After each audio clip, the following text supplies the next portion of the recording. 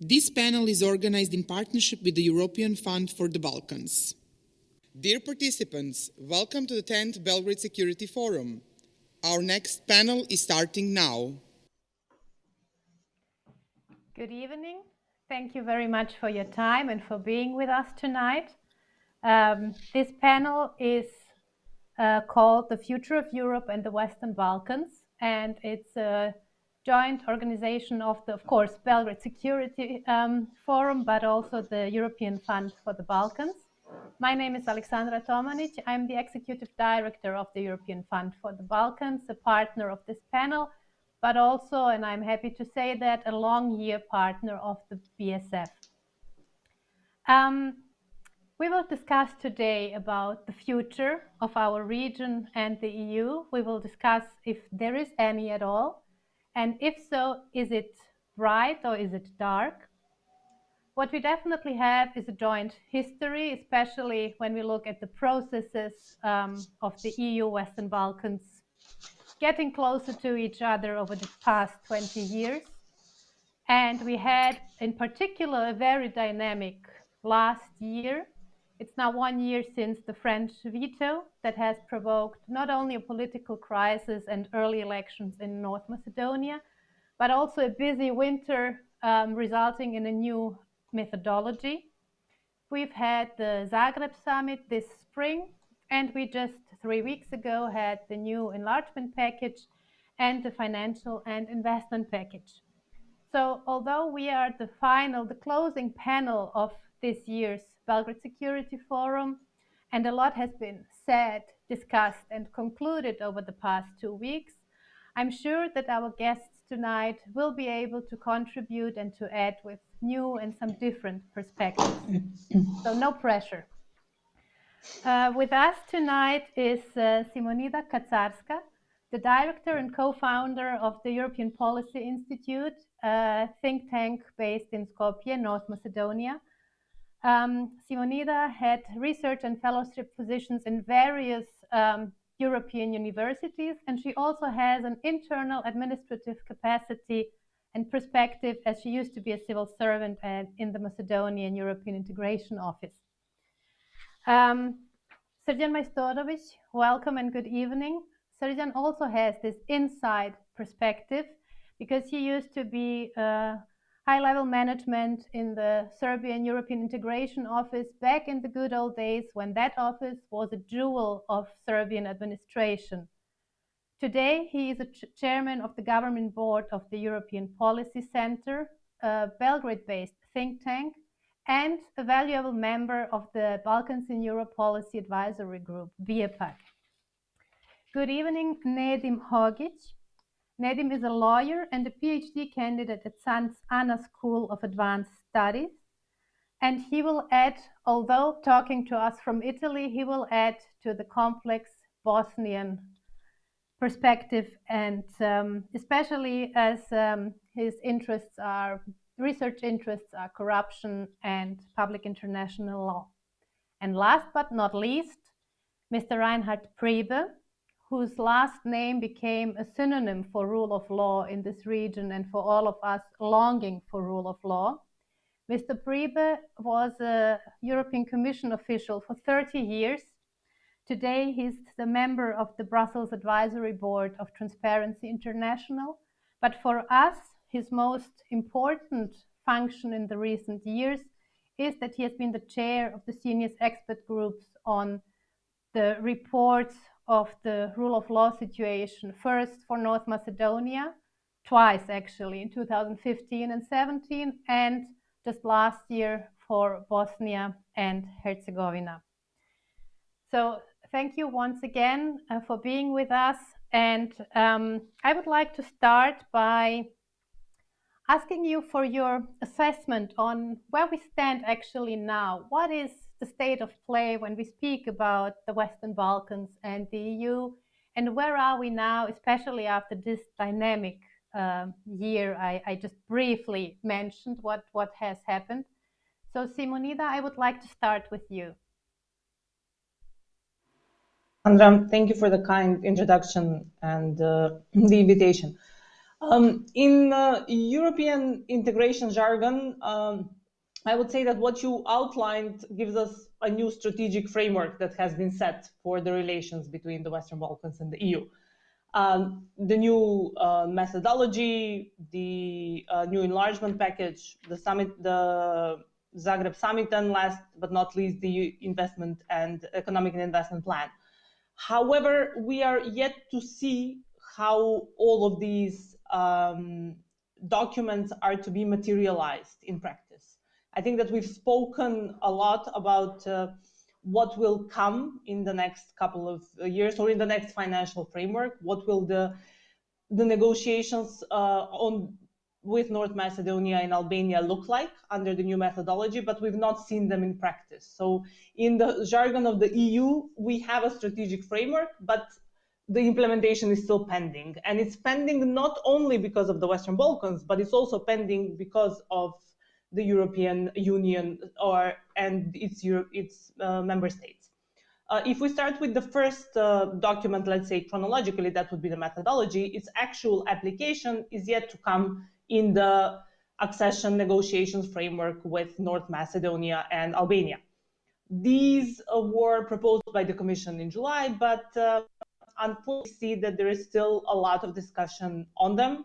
We see in the case of North Macedonia, we see a possible red light on the road once again in terms of the requests of neighboring Bulgaria on including certain historical and other matters in the accession negotiations framework. This, unfortunately, does not give us very good signs about where we are headed or how the new methodology still will unfold in practice.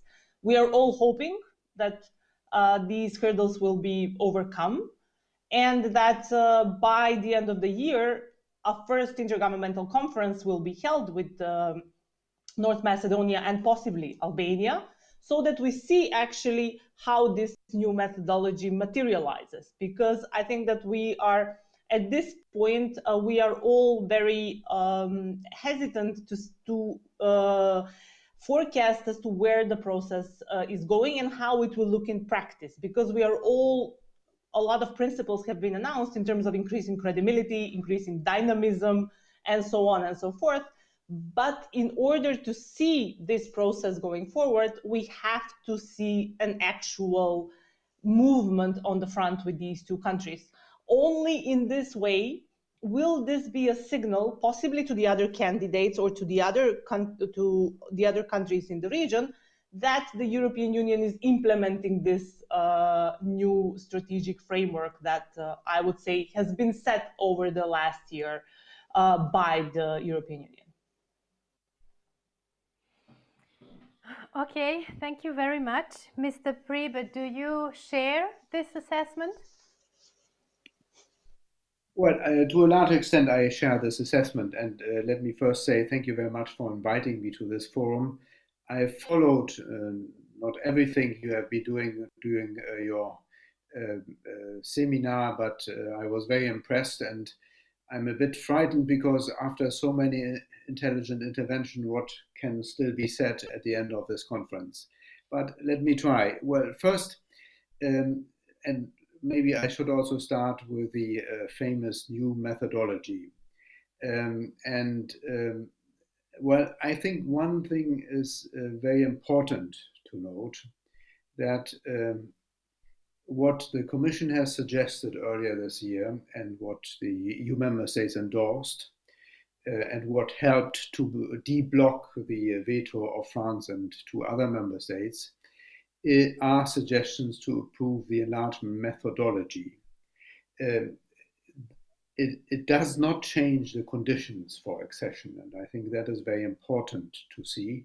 It is about how to carry out the work, how to make the work more efficient, maybe also more predictable.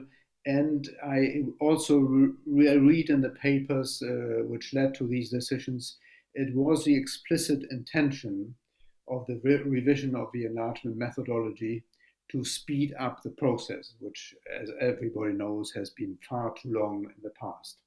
So the proposals which have been made in my view, are very reasonable, more focus on the essential, in particular rule of law, more political approach, where political questions have to be sorted out, better use of the instruments of the stabilization and association agreements. All these are very, very good proposals. But to be very frank, and I'm an outside observer, I'm no longer working for the European Commission, this is not a revolution. And there is no guarantee that this will really speed up the accession process for the Western Balkan countries.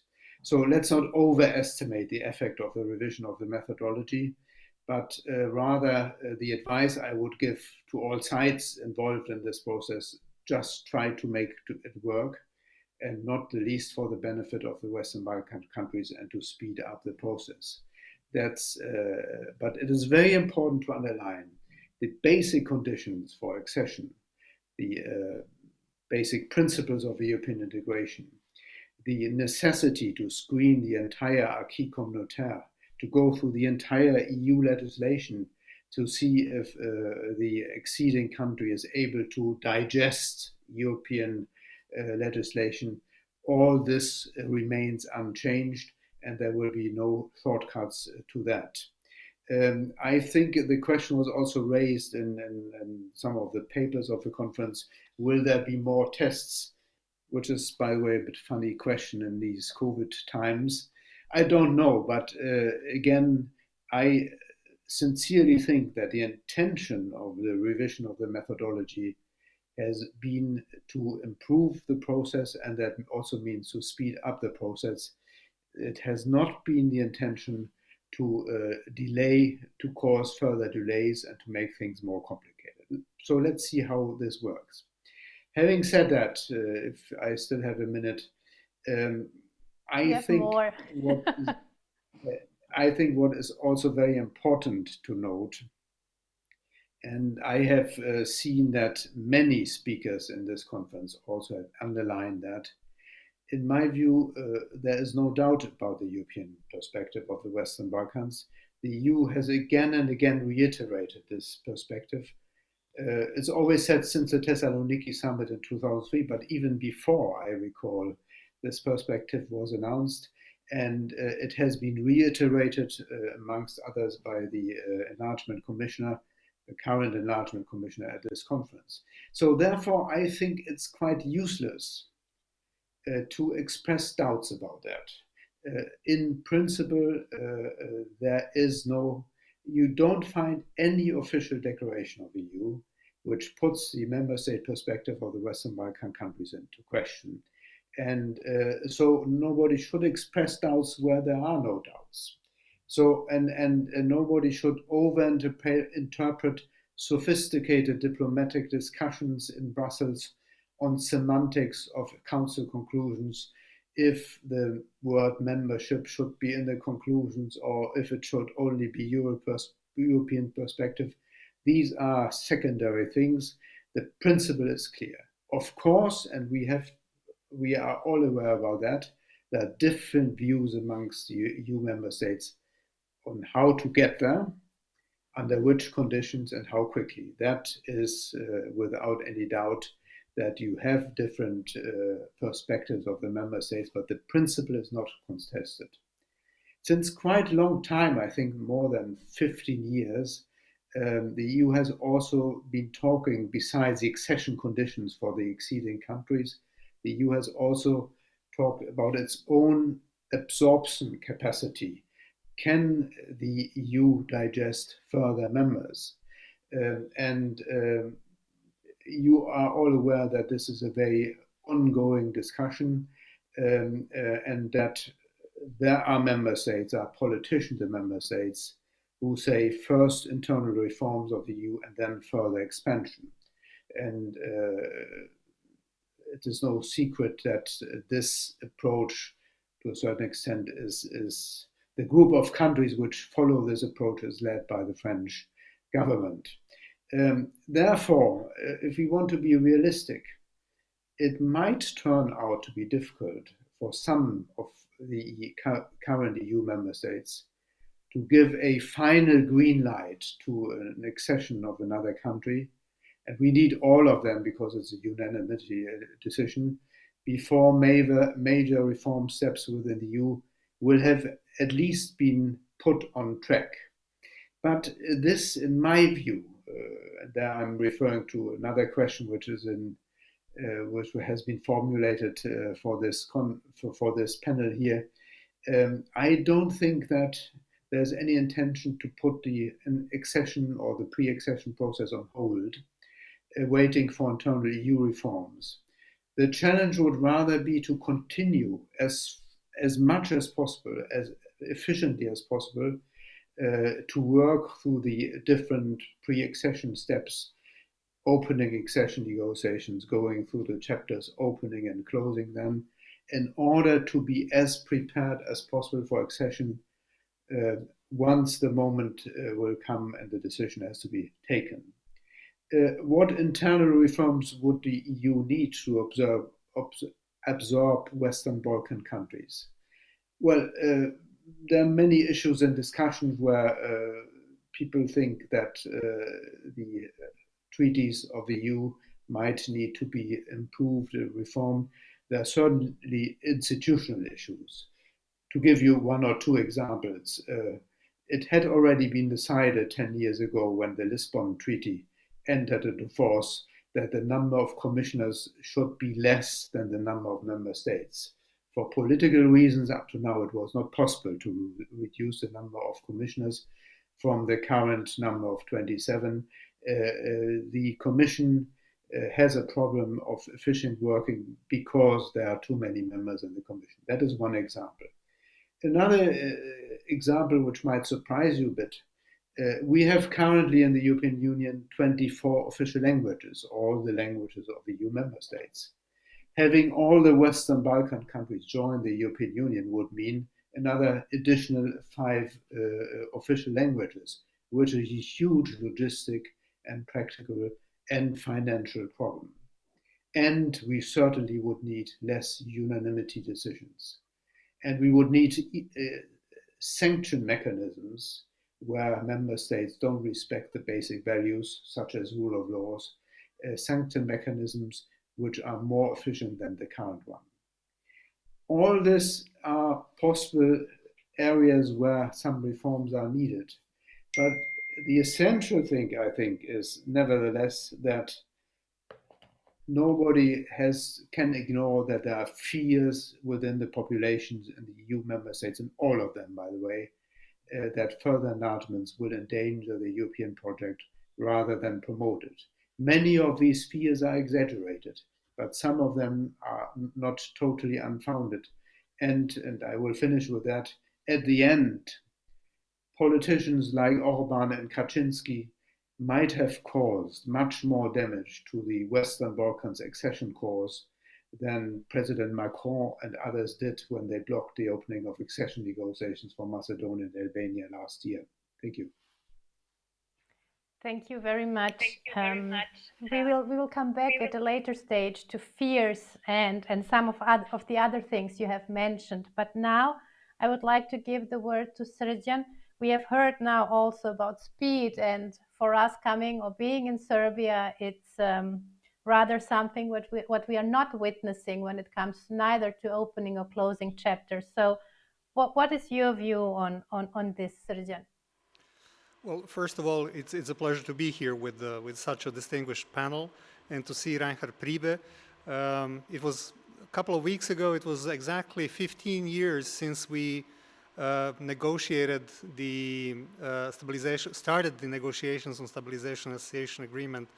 And at that time, you were fiercely battling and negotiating with a three-headed delegation of Serbia, Montenegro, and Serbia. It was a long time ago, but memories are still fresh.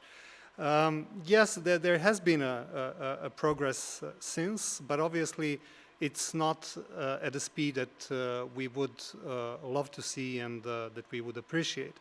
When you take a look back to 2020, it's unfortunately it's a mixed bag of hopeful expectations, some lethargic disappointments, and unfortunate and harsh pandemic reality. And it goes both ways for Western Balkan countries and the EU itself. When we speak about hopeful expectations, obviously the new methodology that my predecessor were already touching upon was the step forward in the right direction. And I don't want to repeat everything that was said before, but I would like to reaffirm that this new methodology was basically a new expression of a reconfirmed consensus on the EU's enlargement. It was needed perhaps at that moment when the trust, and this is the major word of this year's Belgrade Security Forum, was endangered when it comes to the enlargement process, when it comes to credibility of the candidates, and I'm sorry to say when it comes to credibility of the EU itself. These hopeful expectations were also expressed through the hopes that Albania and Northern Macedonia are finally going to start the accession talks, and currently member states are negotiating their negotiating framework. And I would like to reiterate what Reinhard said. When starting the accession talks, you're not starting talks about your European perspective. It means that you're negotiating conditions about your future membership in the EU. And I completely agree that sometimes we are falling too easily into the trap of semantics and discussing whether European perspective means anything else but the EU accession for the Western Balkan countries. Zagreb summit that Aleksandra mentioned was also an important event, and I would like to emphasize that it was only a third of such nature after Thessaloniki in 2003. I'm sorry to say, but region in 2003 was much more united, and I remember that time when we were communicating among ourselves in the region and presenting a common position to the European Union in Thessaloniki. I would love to see more of such behavior in the region in the time that is coming. But apart from these hopeful expectations, there were some unfortunately lethargic, as I said, disappointments.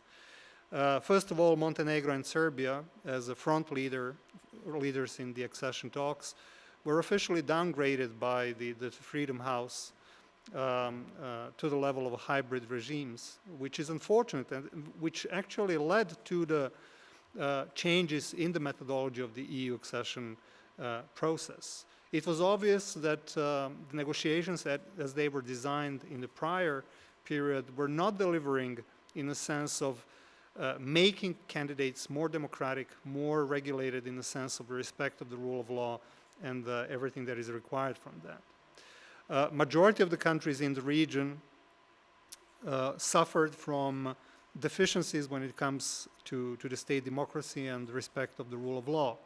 Parliaments are not functioning as we would love them to function. The media and journalists are under the pressure. They've been threatened, some of them even attacked. In Serbia, journalists' houses have been burned. These are not the pictures that the region should be sending when trying to advocate for more trust in this EU accession process. And the third point is the reality, and this is a pandemic reality that we live in. And even in these circumstances, in these conditions, Europe managed to find a way to express its solidarity with the region with the 3.3 billion emergency package, with the economic and investment plan that was presented a couple of weeks ago. But unfortunately, the economic and social consequences of this reality are going to be felt in the region, and they are going to impact the EU accession process. We need to be very strict and fair about this. Unfortunately, the same consequences, although not of the same scale, will be felt in the EU member states. And let not forget that if economic and social consequences in the EU occur, and if the EU's economy starts to suffer, the region is going to suffer as well, because the region is integrated in the European market. Unfortunately, economic and social consequences of the pandemic will go in favor of those populists and those irresponsible politicians on both sides who are going to find this very, I would say, plastic examples why enlargement should be perhaps stopped. And they may fall into the trap, especially politicians in the EU member states, of listening to a broader public which is not going to be favor of the enlarging in such consequences. Unfortunately, this situation will contribute to a further lagging behind in the economic and social development in the region, and enhance the lack of economic and social cohesion when compared with the EU and the region. To conclude, I would agree with what Simonida and Reinhard said before me. I think that we have a favorable setting. The formal setting is in place, and I don't have anything to add to what they said. But it feels like that we are going to face another crisis of trust. Again, this is the key word of this year's Belgrade Security Forum, and I think that our hosts have been very smart in detecting this as a major obstacle for the future of the enlargement process, for the future of the regional cooperation, and for the future of the European integration process in general. Later, I would try to perhaps explain what I meant when I said trust, but I think it's enough for this first address. Thank you very much. So on the one hand, cautious optimism, but also on the other, when looking at the realities, we all know what you're talking about. Nedim, how do you see things? Do you share the cautious optimism, or are you rather on the other side of the spectrum? No, I actually share the cautious optimism, because many of the fears that we had didn't really materialize themselves as we feared they would. So, for example, there was no land deal, there was no territorial swap between Kosovo and Serbia.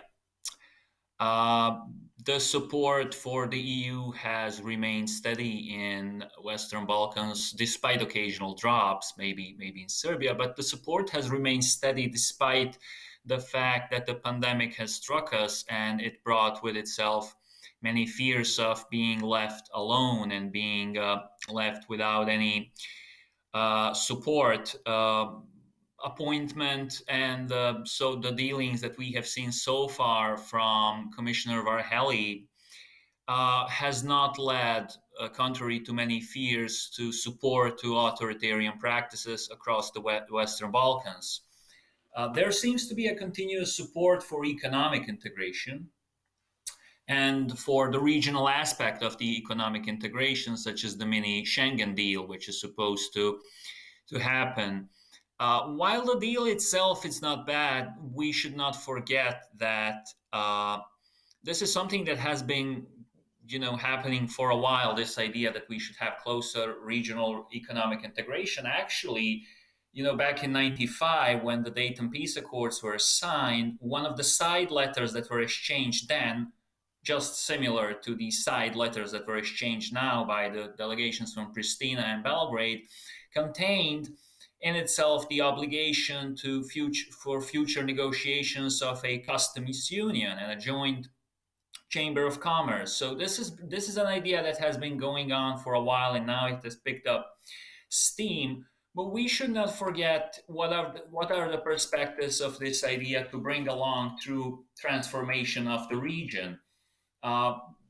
We remember that one of the criticisms that came from President Macron was focused just on this word, transformation, and that the critique was that as the candidates are progressing along the negotiation process, that these societies are not really transforming. But transformations won't come from investments into infrastructure alone. In fact, there's a great risk that many of these infrastructure investments bring in the field of corruption. So my fear for the future is that this mini Schengen might be some sort of a cordon sanitaire, a place where authoritarian practices are allowed, And we risk, in my view, we risk that we aim low. We risk that that both the countries in the region and that the EU keep aiming low and be happy with some sort of a closer regional economic integration, while bypassing or forgetting that there has been very strong regional cooperation so far, and that it can only take you so far. It cannot grow endlessly.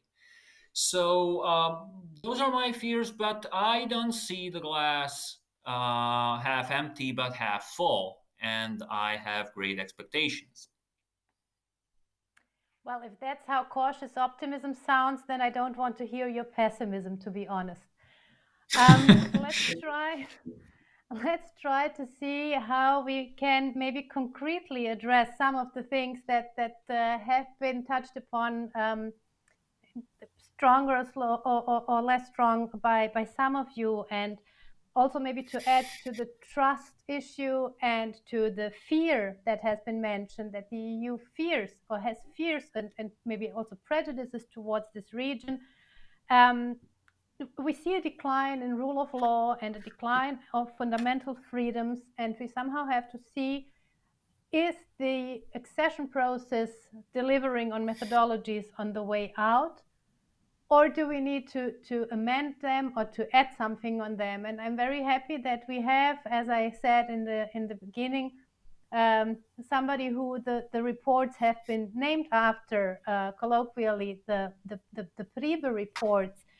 Maybe, Mr. Priebe, if you could tell us what were the circumstances at the Commission, at the EU, that have led to the first report on North Macedonia, and then also on the second, and now, because a lot of researchers, experts, and civil society have, after the first report, really pledged for other Priebe reports for the countries, and we now have seen one on Bosnia.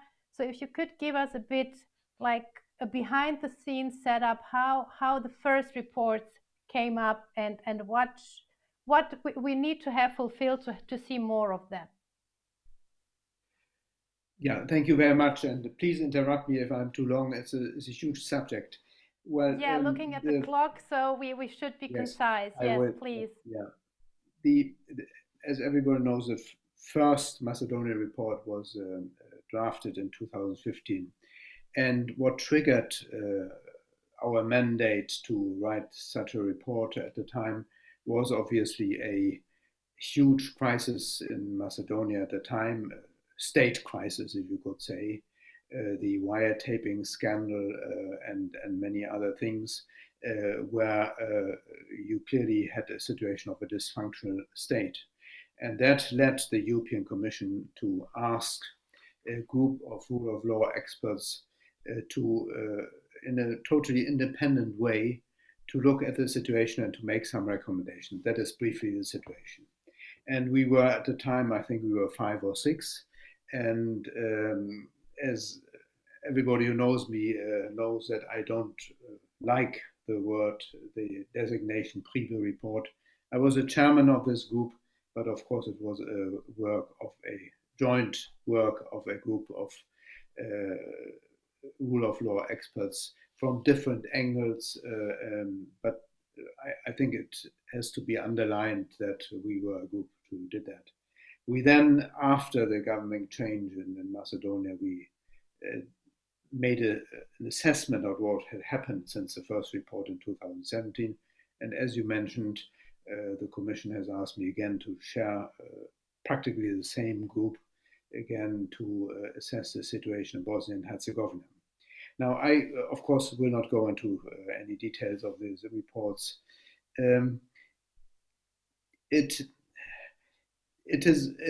came out very clearly from all the 3 reports that, and that was not a surprise, by the way, that there, in all the countries of the Western Balkans, with some differences, but also with many common features, there are serious shortcomings in the area of rule of law. And even worse, there's not progress, but rather decline of the situation, setbacks, things moving backwards rather than forward. And what we tried in all the three reports to be very constructive, but very honest and open as well. You will not find a lot of diplomatic language in these reports. I hope they are sufficiently polite, but we intentionally decided to be very clear and very direct on our findings. These reports are not to be seen as an exhaustive assessment of rule of law issues in the countries, but we try to flag the most important ones. What I think is important to note, and anybody who reads the reports will see this immediately, we didn't so much spot lack of legislation, lack of constitutional setup. Bosnia there is an exception to that, but and we didn't spot a lack of advice to the countries from the outside, but rather a lack of a rule of law tradition, a rule of law culture, governance standards, and what we dared to call, without wanting to sound arrogant, a lack of behavior. We underline this aspect in our reports again and again. There is not enough understanding of office holders, what it means to hold a public office and what it does not mean. This is a bit linked to a feature which is very often cited now, state capture. I don't like this word too much because it's not very precise, but the situation of state institutions being hijacked in a certain way by politicians, by economic interests, etc. So the lack of independence of state institutions. In this context, by the way, we had also said that lack of trust is a big problem. In that context, it was a trust of the citizen against the state institutions. We had a long argument at the first Macedonia Report if we should put the sentence, trust has to be built or trust has to be rebuilt. Some of us argued that trust has never been there towards the state institutions.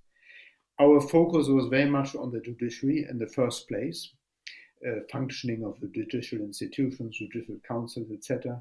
But we also looked at other state institutions which are in charge in all countries to oversee independently the state functioning, like data protection offices, anti-corruption bodies, and things like that. And we very much criticized that these bodies were not enabled or were not ready to exercise their duty of independent oversight in the particular area of their competences.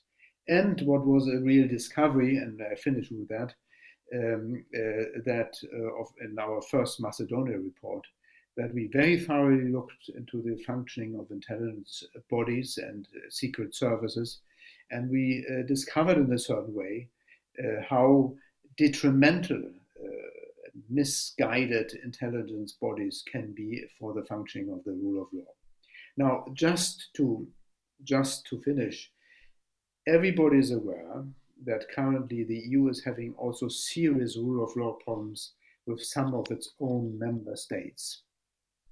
And that doesn't make things easier. And certainly Western Balkan countries should not think that since the EU has problems with its own member states, it will be more tolerant on this issue. The contrary will be the case, and the EU is very worried to not to import even more of those difficulties with further accessions. So it is a difficult situation, and rule of law, of course, is a broad and somewhat unclear notion. We can discuss a whole day on the notion of rule of law.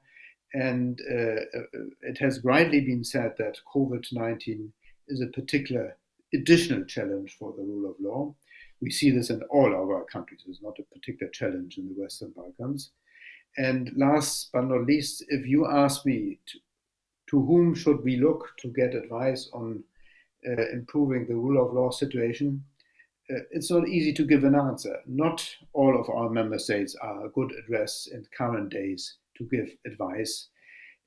We have had the shock of the United Kingdom explicitly violating the withdrawal agreement with the EU and even being proud of that.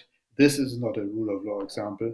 And to be very frank, we have across the Atlantic currently our closest partner, the United States of America, where the situation of rule of law is extremely worrying. So it's a difficult time, but the 3 reports which were drafted by a group of experts under my chairmanship were really meant to give concrete and constructive advice to the countries.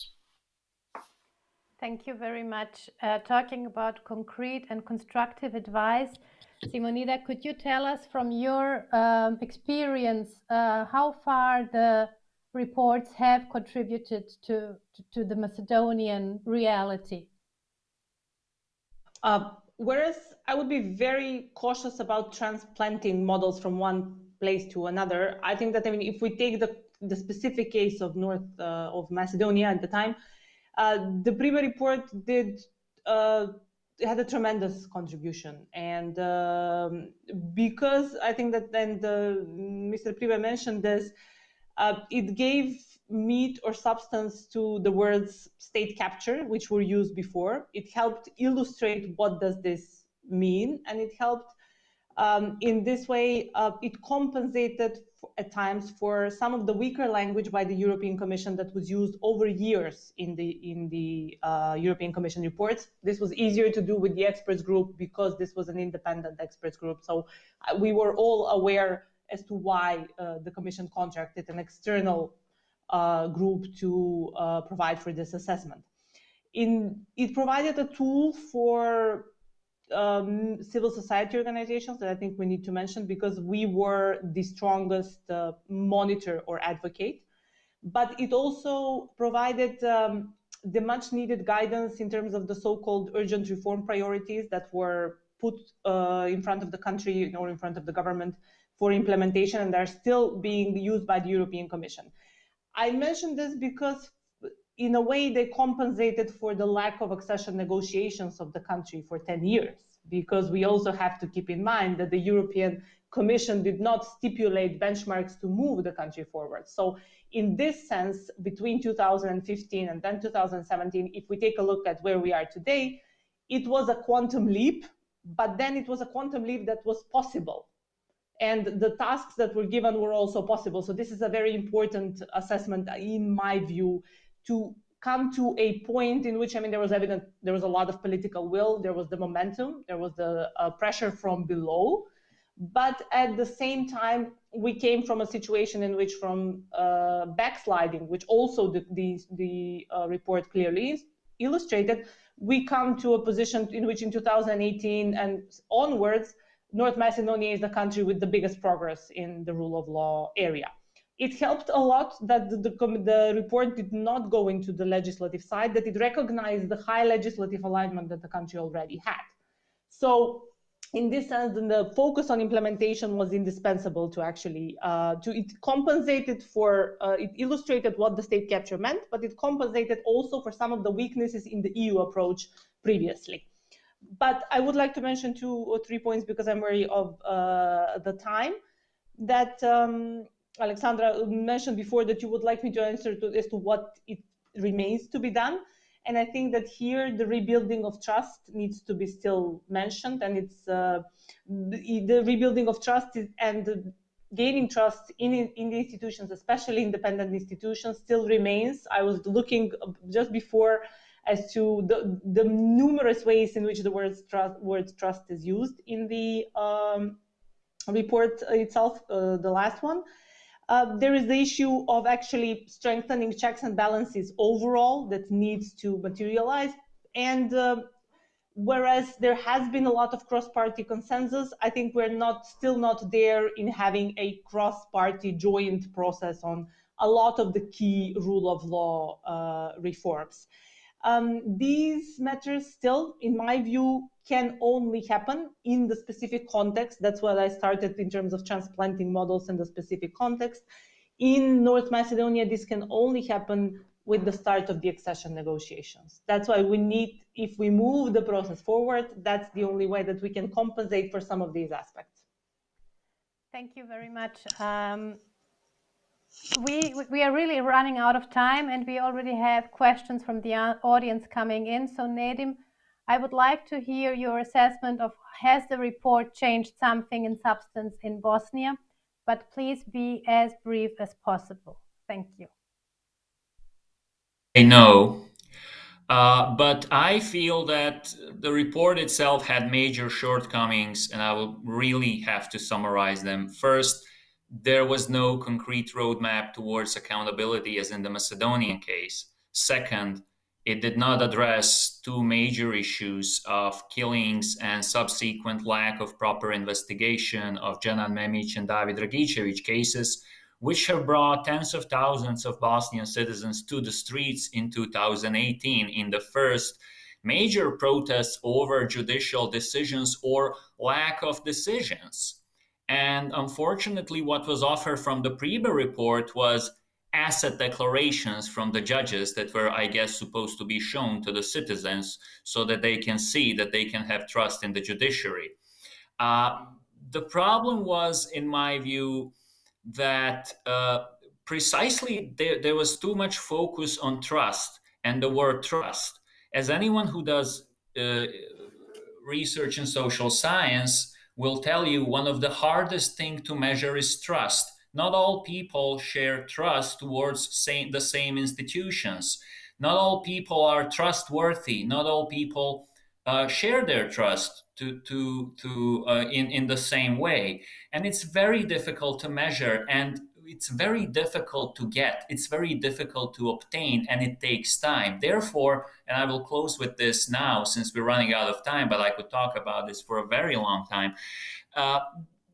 I'm afraid sometimes that the report for Bosnia really reads like an alibi, because if you really say, okay, we're going to set the bar at trust, then we won't get there in 10 to 15 years if we just measure trust, because that's not the right benchmark. It's not the right benchmark for obtaining goals of rule of law. And it's extremely risky to talk about the lack of rule of law culture, because you're playing into the hands of those who do not want to see Western Balkans in the EU, because if you keep framing it as a different cultural area in terms of rule of law, then people will have ammunition to constantly claim that this is an area that quite simply due to cultural differences does not belong in the EU proper. So those are the risks that have been exposed by the Priebe report for Bosnia and Herzegovina. I would like to ask Srđan to give us a perspective of negotiating countries, but with huge backdrops. And if we have in Serbia reached the level of crisis that was described for Macedonia, so that we qualify for a Priebe report as well. Well, I would like to agree immediately with what Simonida mentioned. There is no copy-paste solution for the same mechanisms. But does Serbia needs a trustworthy mediator? Yes. Serbia today is a very divided society. I'm not convinced simply that there is a political will to change the existing situation. We seems that we are still in a sort of a denial over problems that we are facing. This year's annual report of the European Commission mentioned the fact that there is a vast majority of citizens of Serbia which are not being represented in the parliament, and that the picture of the parliament does not coincides with the political plurality that exists in Serbia. And these are all signs of state which has been occupied by the political and different interests. Call it a state capture or whatever you want, but the reality is that we have a problem.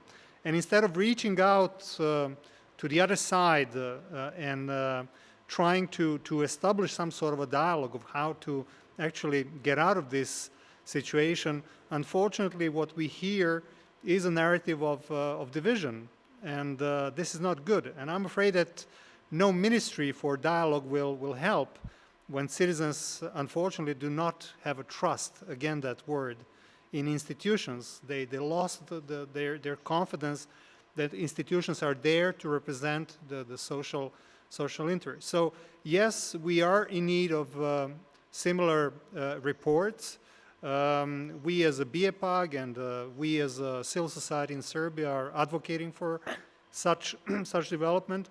And I think that this may help us to simply achieve a sort of a dramatic reset that Serbia at this stage needs. In order to do that, first of all, we need to accept that we have a problem. The government and the ruling elite needs to accept that we all as a Serbian society, we have a problem with the lack of representation, with the ill functioning of the democratic institutions, with the respect of the rule of law. Then we need to find a mediator. I think that what European Parliament is trying to do is a step in a positive direction. But we also need to articulate the outcome that we desire through this mediation. What kind of Serbia we want? Is it a Serbia based on liberal democratic values, or is it a Serbia based on illiberal principles? I don't believe that illiberal democracy exists. Maybe it exists, but it's called differently, and it's not a nice word. And I don't want to be gloomy at this stage.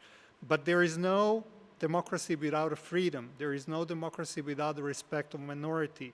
Minority of beliefs, minority of thought, minority of expression freely your political standpoints, even being critical of the government. Then we need to accept responsibility for implementation of such an agreement, if there is an agreement. And this is what Simonida very rightfully stressed. There was an outcome that apparently in Bosnia, I'm not familiar that much, I'm sorry, Nedim, with the case of Bosnia, but apparently where there is no acceptance of a plan for implementation and responsibility of the political elites for the implementation of these agreements, I'm afraid that they will remain as dead letters on the page. And finally, we need to include society in this dialogue. There is no social dialogue without civil society being present, without the negotiations being open to the public through the participation of media and all the other relevant stakeholders that needs to be present. But as I said, I'm not convinced that this incumbent political elite in Serbia has came to understanding about the seriousness of the problem that we are facing. The political system of Serbia is broken. It needs to be fixed. Thank you very much, and thank you also very much for already answering a question that was put by the audience and regarding the new government, its will to change. You have anticipated that question and already answered it. And I will, for the final round of really very brief statements, take up one of the questions that also came from the audience. I would like to make really to hear from you. How do you see the future of the Western Balkans and the EU? Not so far long ago, 2025 has been mentioned. I think we can't forget that year, but let's be optimistic and let's take 2030 as the next mark, which is still a decade away. But if we see that we have lost 2 decades, what is 1 decade more? So what do you think? How many waves of accession can we expect in the next decade? And what would be like, or the priority or the 3 priorities you see that have to be fulfilled to actually get there by 2030? And Srđan, I'd like to start with you. With me? No, Srđan. Srđan, yes. Okay. Sorry, I didn't hear you. There was it's an excellent question, especially this one, how many waves of enlargement and when exactly? I don't think that we should be so narrowly focused on particular date. the substance of the process is important. And sometimes the process of the EU accession is perceived as a sort of a, how to put it, as a not dynamic, as a stagnate process, the process that ends with the accession of our countries to the EU. It's a very false perspective. The European integration process is an ongoing process that it still is ongoing within the EU itself. There are numerous areas where member states are continuously negotiating how to work together.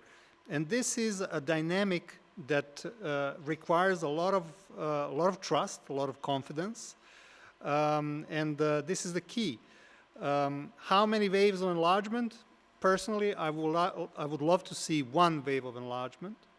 And we need not to forget that apart from the fact that we have two so-called front-runner countries, that hopefully in December we will have two more negotiating their accession conditions, that Kosovo and Bosnia also should not be neglected and left aside.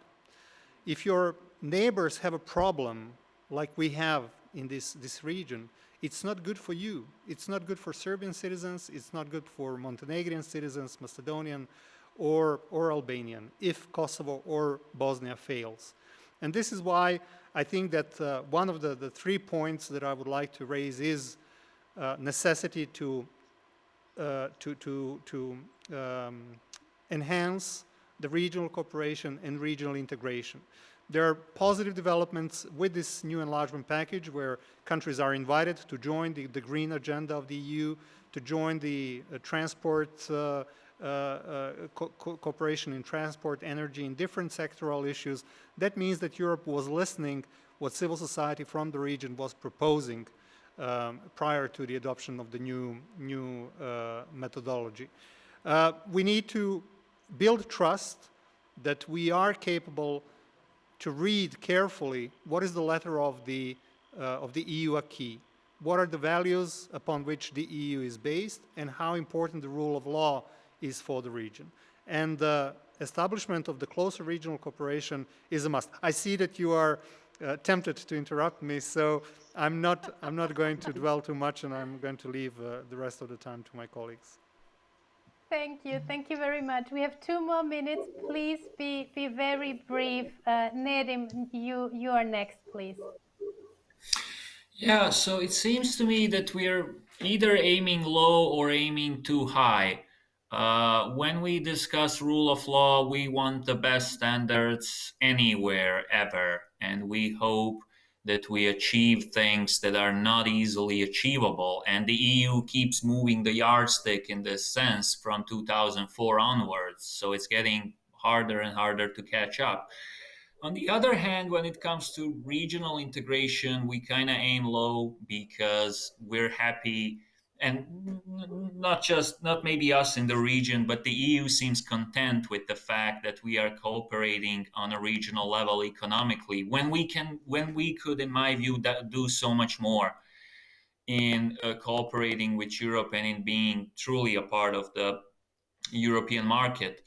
So those are, in my view, the 2 main risks, and they are both risks of perception.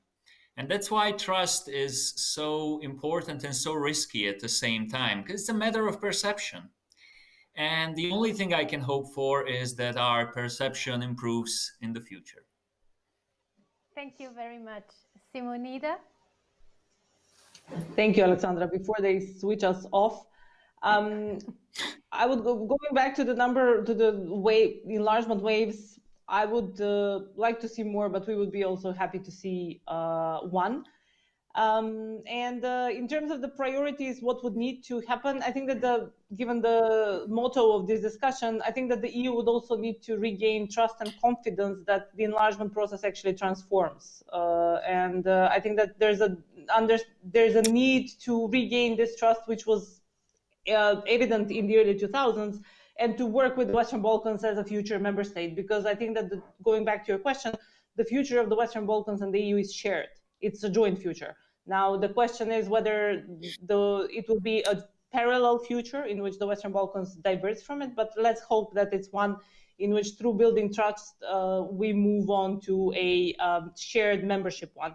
And last point, I liked Nedim's points, but I think that we need to aim high on the regional cooperation as well. I really agree with you, but I think that we need to see it as a vehicle, and we need to use it to move the countries forward to a joint European future. Thank you. Thank you. And Mr. Priebe, last but not least, but please be very, very brief. Yes. Well, in 2030, COVID-19 will be over. All Western Balkan countries will be members of the European Union. Turkey will not. We will not have any other member states which will have left the European Union. We will have a Peace Nobel Prize for a Serbian president, a Kosovo president, for having found a peaceful solution in this bilateral conflict. And we will have an Albanian rule of law commission in Brussels who teaches the Germans and the Belgians how to improve rule of law in their country.